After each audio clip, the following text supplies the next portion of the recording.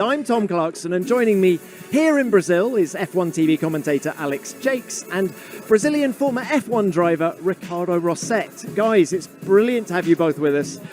Jakes, if I can start with you, from P17, at what point in the commentary box did you think the win was on, Alex?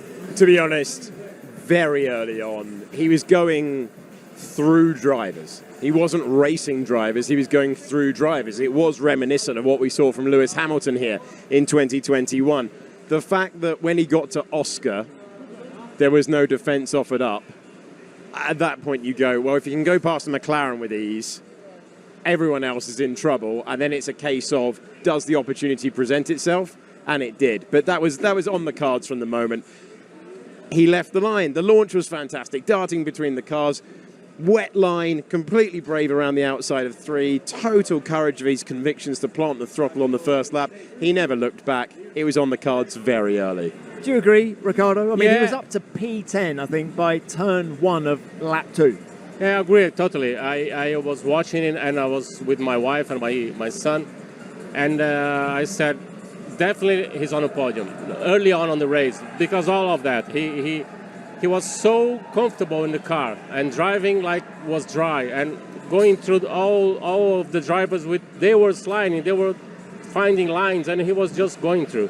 A win was hard because Russell and Lando, they were quite fast, but not changing that tire, I think, made all the difference. You might be able to hear in the background, that's either Red Bull or Alpine cheering in the pit lane. There have been some very happy faces here today, but you talk about Max being very comfortable in the car. He was also very fired up. He said in that press conference, that he wanted to break up the garage, I think, after qualifying.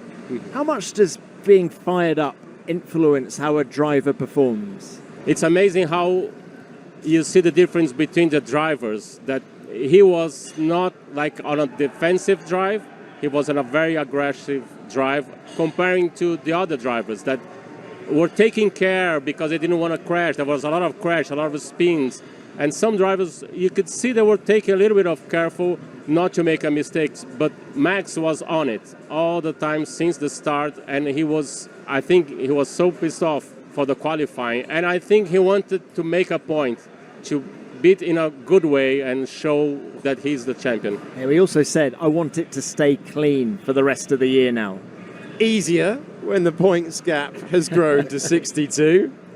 I thought at the start of the day, we're either going to get the Max who has a crash into the side of someone and he's going to be in a huge dollop of trouble. The momentum will totally have swung towards Lando Norris, or we're going to get something special. It felt like there was going to be no in between.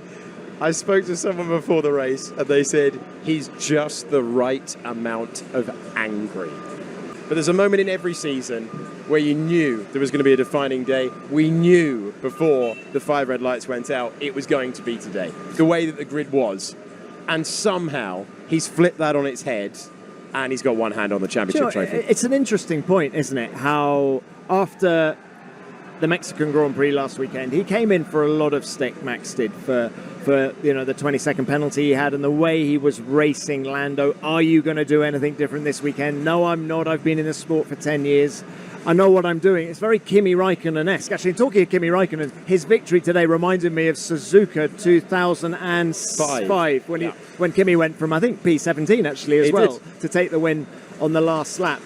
But, he had the world on his shoulders, and this was his response.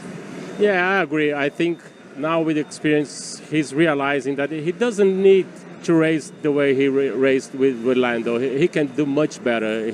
When he's fired up, he can do magic. I mean, the way he drove today reminds me Senna. I mean, in the wet in Brazil, it's like a Senna drive. Also Schumacher in Barcelona. It's one of those days that those guys exceed everyone else.